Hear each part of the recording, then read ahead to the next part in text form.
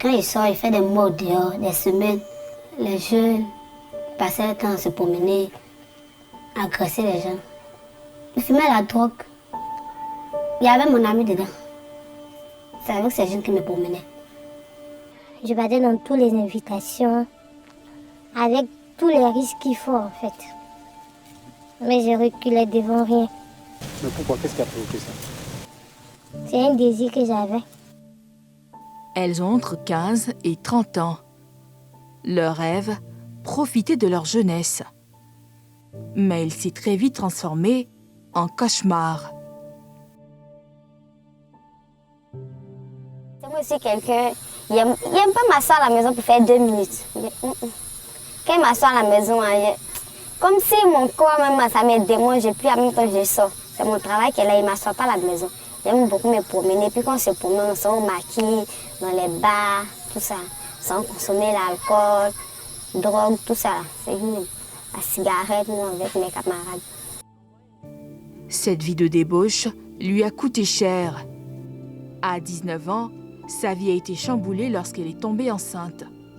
Visage contrit, la jeune fille au passé morne nous raconte ses déboires. À quel moment vous avez pris conscience qu'il fallait arrêter tout ça? C'est quand j'ai pris grossesse de mon enfant et puis ils ont refusé. Ils n'ont pas accepté, la personne n'a pas compris. Elle a refusé. C'était dur pour moi, pourquoi je n'arrivais pas à manger. Il y a certaines choses, quand femme enceinte, il y a des choses que tu as envie de manger, il n'y avait pas de l'argent.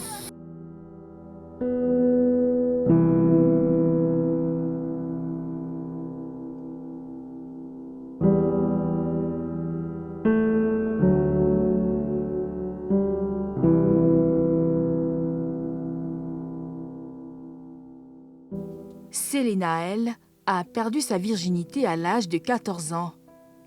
Violée par celui qu'elle considérait comme son meilleur ami. Courageuse, elle témoigne pour briser l'omerta autour des violences sexuelles. Ce qui est arrivé dans ma vie qui m'a touchée là, quand j'ai été violée,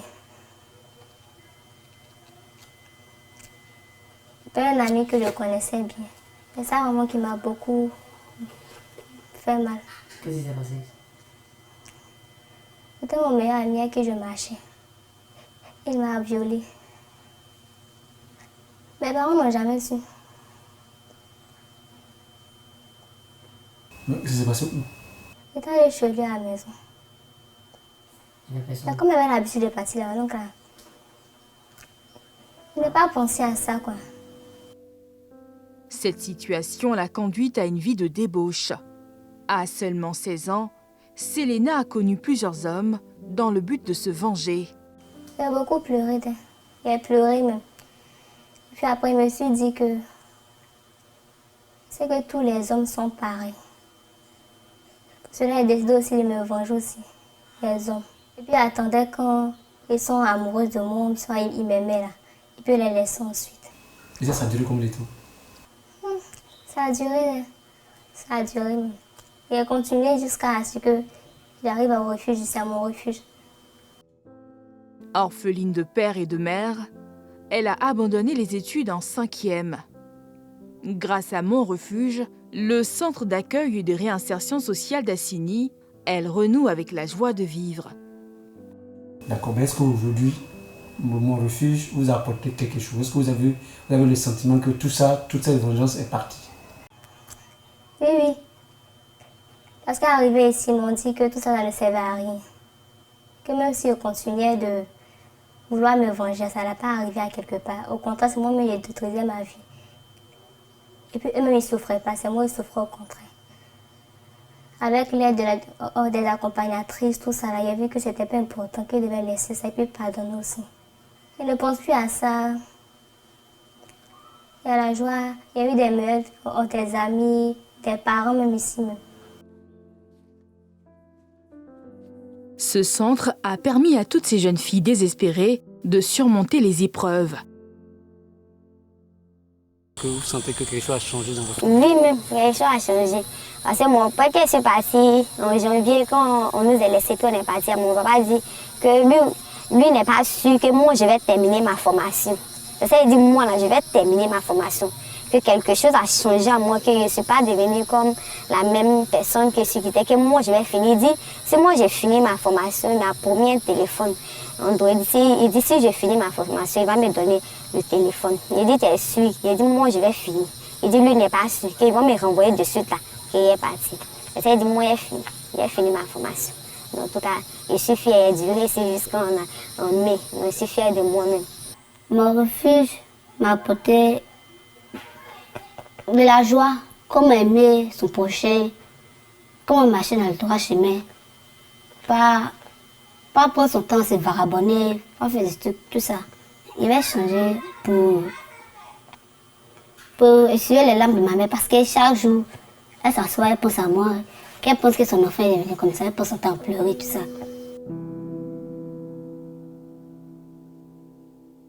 Créée en 2021 par la fondation Feed Me, qui aide les pensionnaires à réaliser leurs rêves et leur offre une chance d'embrasser une carrière professionnelle. Tu ne jamais rien. Ça t'a brisé la parole. On ne t'a pas blessé, n'est-ce pas? On n'a pas pris couteau là pour poignarder, n'est-ce pas? On n'a pas pris machette, on n'a rien pris. Mais la parole a été blessante. Et ça a brisé quelque chose. Peut-être que tu voulais être médecin. Et un jour, tu rentres de l'école et maman te dit, tu as eu 5 en maths. Toi là, tu dis, tu veux être médecin. Tu es nul. Et ça reste dans ta tête. Et tu te dis, tu ne peux plus rien. Alors, on a parlé de ça, qu'on peut faire, on peut réaliser, tout le monde peut réaliser ses rêves. Mais il suffit de croire en soi. Même. Il faut croire en soi. Même. Ce matin, les pensionnaires sont en plein exercice avec la cellule d'écoute. Les membres sont certifiés par le Centre de counseling professionnel et pastoral clinique. L'exercice consiste à faire des dessins pour raconter une histoire. Mon dessin, ce qu'on voit là, c'est une femme qui a réussi. Malgré tout, malgré les humiliations, malgré tout ce que les gens pensaient d'elle. Malgré qu'elle a beaucoup souffert, malgré que ses parents n'avaient pas d'argent. Elle n'a pas regardé tout ça, mais elle s'est levée et puis elle a réussi. Et elle a construit son rêve. Et puis en même temps, c'est la meilleure écrivaine du monde qui est là. Et puis celui qu'elle a, les gens qui sont à côté, ce sont les personnes qui se sont moquées d'elle. Et puis ils sont restés derrière. Et là, j'ai écrit, nous qui pensions qu'elle n'allait pas réussir. Aujourd'hui, ils pleurent parce qu'ils sont heureux de l'avoir réussi. Les mêmes personnes là. Et en même temps, tristes. À travers cette illustration, Doriane se projette dans l'avenir. Elle, qui rêve d'être une hôtelière et écrivaine. Que représente ce dessin pour toi?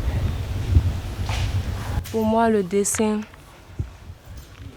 c'est une personne réellement qui ne s'est pas rabaissée, qui n'a pas regardé tout ce que les gens pensaient d'elle. L'humiliation, les mauvais regards, les jalousies. Elle n'a pas regardé tout ça. Et puis elle s'est levée, puis elle a réalisé son rêve d'être la plus grande écrivaine du monde. Je crois que je vais accomplir mes rêves. Et puis je crois que je vais devenir quelqu'un de meilleur.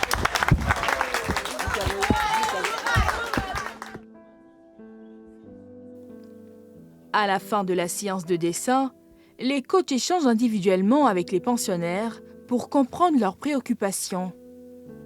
Ce qu'on est en train de faire actuellement, c'est une écoute individuelle.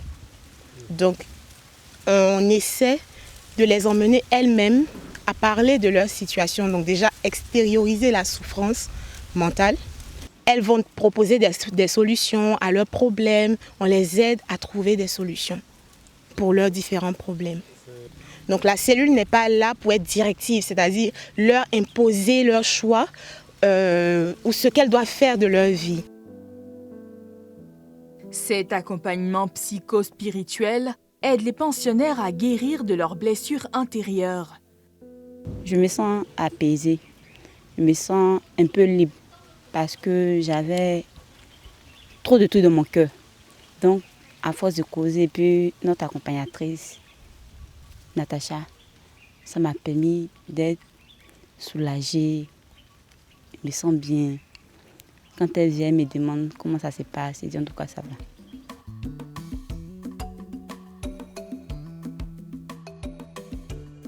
Le centre offre aussi des formations pour acquérir des connaissances dans divers domaines. Hôtellerie, cuisine et pâtisserie, coiffure et esthétique. Ce matin, les filles apprennent à faire un cocktail. Ici, j'ai du sirop de vanille de Madagascar. On va le mettre en entier. Le sirop de grenadine, on va le mettre en hauteur. On suit tout doucement. Voilà. Il faut qu'on ressente toutes les couleurs. C'est-à-dire que ce soit le bleu, que ce soit le blanc, le vert, il faut le ressentir.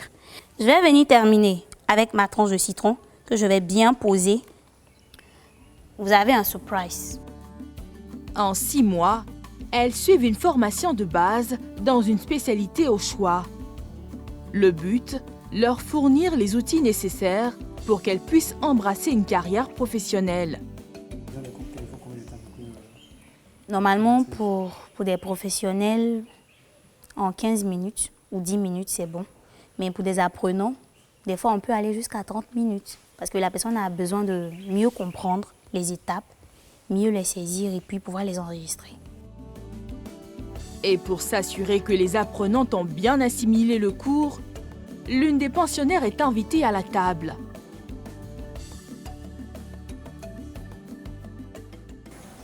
Parfait. Et c'est fini. Rajoute une taille pour donner ma question. Ça a été bien fait? Oui, ça a été bien fait. On peut avoir le nom de ton cocktail? Le nom de mon cocktail s'appelle Thais Iceland. On la félicite. Avec finesse, elle réussit le pari. Enfin, je suis fière parce que je vois que tu as suivi, donc c'est déjà quelque chose. Ensuite, vient le test. Ce sont ses camarades qui apprécient et donnent leurs impressions. Comment est-ce que tu sens quoi? Qu'est-ce que tu sens, tes impressions? Je sens la grenadine. En tout cas, c'est pas trop sucré. C'est bon, c'est bon.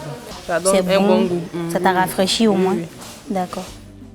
Marina rêve d'être une chef pâtissière avec des compétences en cuisine.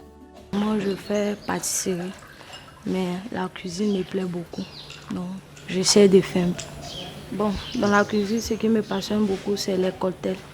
Maintenant, la pâtisserie, c'est ma base parce que c'est ce que j'apprends, c'est ce que je fais et ça me plaît beaucoup. Au nombre de 35, elles sont réparties dans différentes spécialités. Ici, nous retrouvons Carmen. La jeune fille de 15 ans se forme en coiffure. Lorsque la cliente arrive, je l'installe. Ensuite, je mouille ses cheveux. Oui, tu mouilles ses cheveux, tu la mets en confiance. Qu'est-ce que tu veux faire sur ses cheveux? Je vais lisser ses cheveux. Ok, vas-y. Tu mouilles ses cheveux. Voilà, on met la pommade. Donc, quand tu as fini de mettre la pommade, Je commence à peigner les cheveux. vas-y, commence à peigner rapidement. Je commence à peigner les cheveux par les pointes. Faites doucement parce que la cliente a des cheveux naturels. Pour être une bonne coiffeuse, Carmen doit maîtriser les techniques fondamentales. Tu essaies de diriger le séchoir sur les cheveux doucement. Tu fais glisser parce que c'est la chaleur qui fait glisser le peigne dans les cheveux. Hein? Elle est sur la bonne voie. Mais il lui faut au moins 1 an de formation pratique pour maîtriser toutes les techniques. Au terme de son apprentissage dans le centre, elle sera en stage pour perfectionner ses connaissances. Ça, ce sont des séances un peu difficiles avec les cheveux naturels. Les cheveux naturels, je leur apprends quand même à essayer de détendre les cheveux naturels qui ne sont pas aussi faciles. Parce que les cheveux défrisés sont déjà ramollis par un produit assouplissant. Et avec les cheveux naturels, vous avez, comme vous l'entendez, c'est naturel. Donc, pour le manier, il faut aller doucement. Bon, là, pour avoir cette main, il faut aller encore plus en profondeur. C'est pour cela que je lui ai donné tout à l'heure le coup de main pour qu'elle arrive à maintenir le peigne et le séchoir en même temps. L'ambition de Carmen, devenir une esthéticienne chevronnée. Un rêve caressé par la majorité de ces filles qui aspirent à une vie meilleure.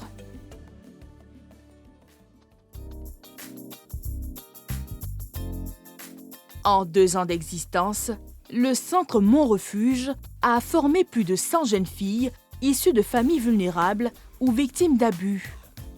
La plupart d'entre elles ont trouvé un emploi décent. Ce matin, Laure est au bilan. Alors Marie-Laure, au niveau de la formation, comment ça se passe? Je pense qu'au niveau de la cuisine, pâtisserie, c'est bon, n'est-ce pas? Nous avons terminé avec les cours de pâtisserie, cuisine et hébergement. On est à quel niveau sur ce point de la réinsertion? Alors au niveau de la réinsertion, sur la ville d'Assigny, on a réussi à avoir un engagement ferme pour 2 personnes dans un complexe hôtelier. Donc ça c'est déjà bon. On est en train de mettre également les bouchées doubles pour avoir plus d'opportunités. Selon la directrice du centre, les pensionnaires sont sélectionnés sur des critères précis et bien définis. La sélection de ces filles se font par l'intermédiaire de l'ONG FeedMe qui nous porte, qui est à l'initiative de la création du centre. Donc au cours des visites dans les différentes zones où de la vulnérabilité est observée, ils identifient des jeunes qu'ils nous recommandent pour qu'on puisse les sortir de leur cadre et leur donner un encadrement, une formation pour leur autonomisation financière. Mais le plus important, c'est la revalorisation de leur estime de soi. Composé de bénévoles, ce centre travaille entièrement sur fonds propres, sans aucun soutien financier. Son seul objectif, remettre entre les mains de ces jeunes filles les clés d'un nouveau départ. Que ce soit au niveau médical, que ce soit au niveau de la nourriture, de l'hébergement, de la formation, elles sont prises en charge totalement pendant cette durée de 6 mois. Donc, c'est vraiment les apports mutualisés de chacun qui nous permettent jusqu'à présent de faire tourner le centre.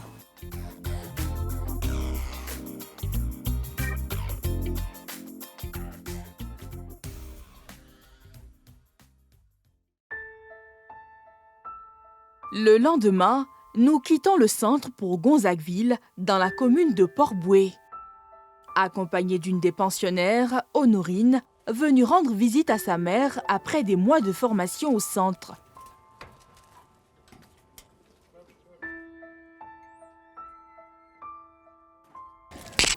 Bonne arrivée, on dit quoi? Ça va?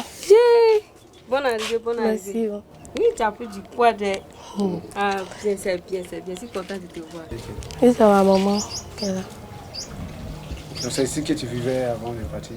Oui, c'est ici on était, avant que je ne parte à Assigny. On a beaucoup manqué. Oui, il m'a beaucoup manqué, mais on va faire comment? C'est la vie, c'est pour un moment. Donc, je prends ça comme ça. Sinon, elle nous manque beaucoup. Et la vie aujourd'hui aussi, je suis contente, je suis vraiment contente. C'est dans cette maison inachevée, sans la moindre commodité, que vivent sa mère, sa petite sœur et son petit frère. Tu fais bien tes formations là. Oui. Ce que les gens te disent là, tu respectes. Oui. Ça se passe bien. Oui, tout se passe bien. En tout cas, on a pris formation d'hôtellerie, art de la main, cuisine, pâtisserie, savoir-vivre, tout ça. On a pris beaucoup de formations avant. C'est bien. Je suis vraiment contente de toi, c'est bien. On était dans une autre cour avant d'arriver ici. On nous chassait de l'autre côté. Donc c'était un peu compliqué. Le papa qui est là-bas, sa femme, c'est ma camarade. Elle est comme ma maman. Donc c'est comme ça qu'elle nous a dit de venir ici en attendant 2 mois ou 3 mois comme ça. On va chercher l'autre maison pour partir. Face à ces difficultés, Honorine a pris la décision d'arrêter les études pour suivre une formation professionnelle dans le but d'apporter son soutien à sa mère. Je suis allée à l'école et arrêté en classe de première. Donc, mon père n'avait pas l'argent pour continuer, ma mère aussi. Elle se débrouille dans les activités, donc elle ne pouvait pas m'inscrire. Il y a mes petits frères aussi qui sont là. Et mon petit frère il ne va plus à l'école à cause de l'argent. Elle aussi, elle vend là, on va rejoindre à la maison. Donc ça, il a commencé à... Quand il y a les petits jobs qu'il fait, il travaille. C'est pour ça que quand ils ont parlé, il dit « Ah, il va partir tenter ma chance. » Il ne sait jamais. Mais elle était loin de s'imaginer que sa famille était menacée d'expulsion. Sur demande du propriétaire, ils sont contraints de quitter les lieux dans les plus brefs délais. Il voulait faire un autre modèle. Il veut modifier la maison pour le consultant. Il dit de partir. Il dit de partir. Sa femme, elle a voyagé, elle est là-bas, mais elle nous dit de partir. Donc aujourd'hui, toi et ta fille, vous allez quitter la maison par le coup? On ne sait pas, on n'a pas encore une caution. On n'a pas les moyens pour aller prendre une maison. Sinon, au moins, il faisait un bon commerce. Il pouvait épargner un peu. C'est au moins 90 000 qu'on me demande de caution. Il prend une maison de 15 000 au moins. Et puis, mais comme il ne fait pas grand-chose, c'est un peu lourd sur ma tête. À l'annonce de cette mauvaise nouvelle, Honorine est ébranlée. Elle fond en larmes.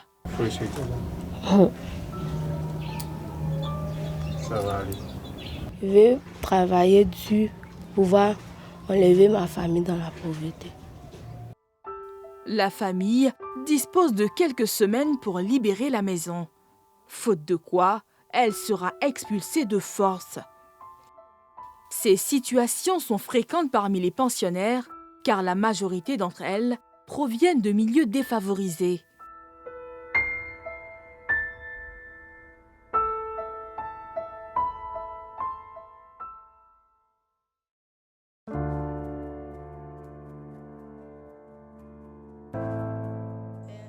Dans la soirée, nous retrouvons les pensionnaires au centre.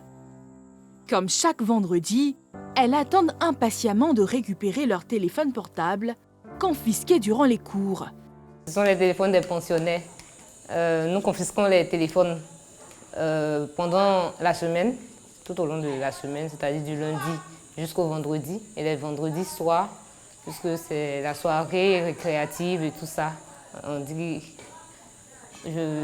On va dire qu'on tend vers le week-end, donc on leur laisse aussi le temps de se distraire et tout ça. Bon, ça vous arrive souvent de ne pas remettre le portable de quelqu'un?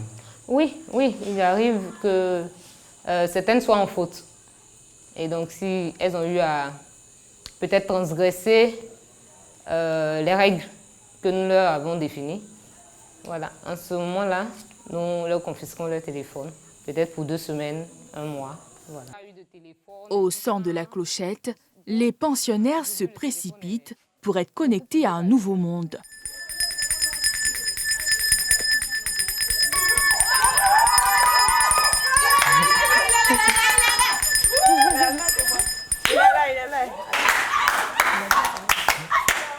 Je sais que vous êtes contente, merci.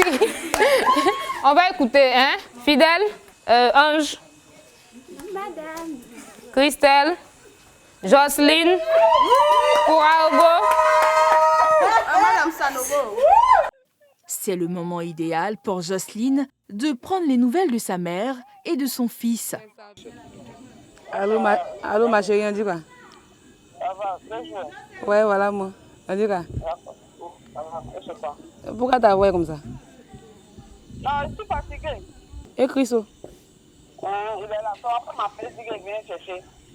D'accord. Faut lui donner le téléphone. Viens, je sais t'appelle. Allô, mon bébé, on dit quoi?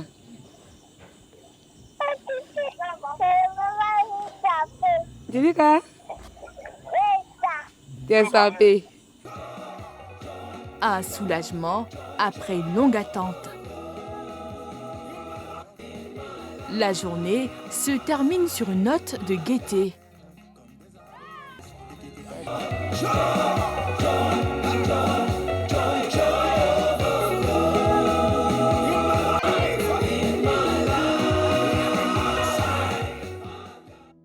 Elles avaient perdu tout espoir, mais elles ont retrouvé la joie de vivre en seulement 5 mois passés dans ce centre. Dans 1 mois, leur formation sera terminée. Elle dispose à présent de toutes les cartes pour embrasser une carrière professionnelle. À elles de ne pas perdre de vue leurs rêves et travailler dur pour atteindre leur but, celui d'obtenir un travail décent, devenir autonome et honorer leur famille.